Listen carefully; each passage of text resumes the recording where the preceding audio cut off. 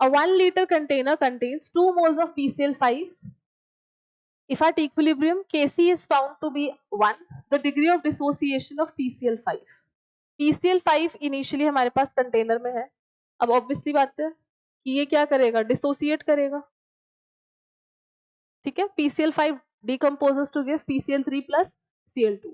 Initially हमारे पास PCl5 के कितने मोल्स हैं, 2 मोल्स, और 1 लीटर कंटेनर में है, तो इनिशियली इसकी कॉन्सेंट्रेशन कितनी हो गई, 2/1 विच इज 2. तो इनिशियली हमारे पास ये है 2 मोल पर लीटर. प्रोडक्ट तो नहीं है क्योंकि क्वेश्चन में बोला ही नहीं है.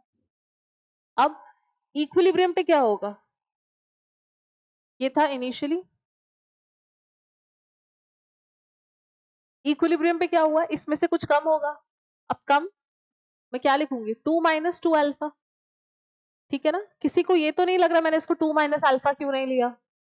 ये बहुत ही मेजर स्टूडेंट्स को रहता ही है यहाँ पे डाउट, तो इसको आपको क्लैरिफाई में करना पड़ेगा कि जो डिग्री ऑफ डिसोसिएशन होती है अल्फा, वो 1 मोल के लिए होती है. कि जब इनिशियली मेरे पास रिएक्टेंट 1 मोल था तो डिग्री ऑफ डिसोसिएशन कितना था, अल्फा था. ठीक है, तो अब जब इनिशियली 2 मोल्स होंगे तो डिग्री ऑफ डिसोसिएशन कितना होगा, 2 अल्फा.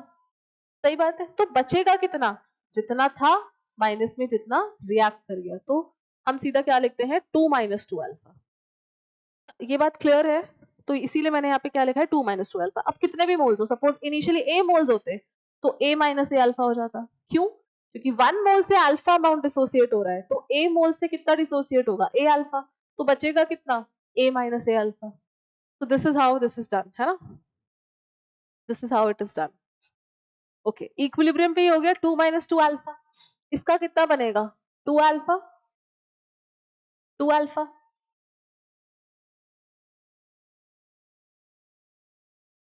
ठीक है, अब हमें क्या बताना है, इक्विलिब्रियम कांस्टेंट अच्छा दे रखा है ऑलरेडी, Kc 1 के इक्वल दे रखा है.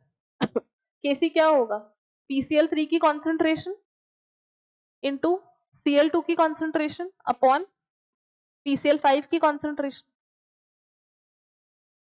तो ये कितना आएगा, 2 alpha into 2 alpha upon 2 1 minus alpha.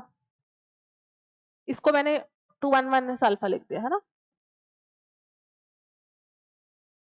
तो ये तो कैंसिल हो जाएगा, तो ये मेरे पास क्या बचा, 2 अल्फा स्क्वायर अपॉन में 1 minus alpha.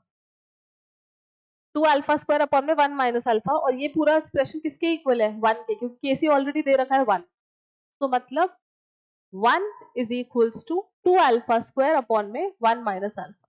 That means 1 minus alpha is equals to 2 alpha square, और 2 alpha square plus alpha minus 1 is equals to 0. तो ये क्वाड्रेटिक बन गई. इसको सॉल्व कर लेते हैं. अब जिसको डायरेक्ट आता है वो सॉल्व कर ले, वरना फिर वो इक्वेशन लगा सकता है. ये वाली minus b plus minus under root b square minus 4ac upon 2a. वैसे तो इजीली इसका निकल जाएगा रूट्स, बट फिर भी मैं बता देती हूँ एक बार. ये माइनस ऑफ बी कितना है 1, तो minus 1 plus minus under root b again मेरा 1 है माइनस 4. ए कितना है यहाँ पे 2, और सी कितना है मेरा यहाँ पे माइनस का 1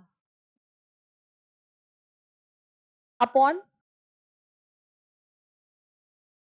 minus 1 plus minus under root, मैं डायरेक्ट कर रही हूँ, 4 into 2 is 8 minus minus plus. So यानी यहाँ पे क्या बचा, सीधा 1 माइनस 8 अपॉन 4. तो माइनस 1, सॉरी प्लस हो गया ना, हाँ. सो 8 प्लस 1 9, अंडर रूट 9 इज 3, तो माइनस 1 प्लस माइनस 3 अपॉन में 4.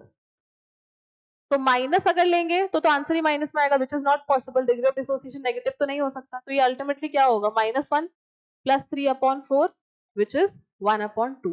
तो जो अल्फा की वैल्यू आ गई वो कितनी आई हमारे पास, 1/2. Option number C.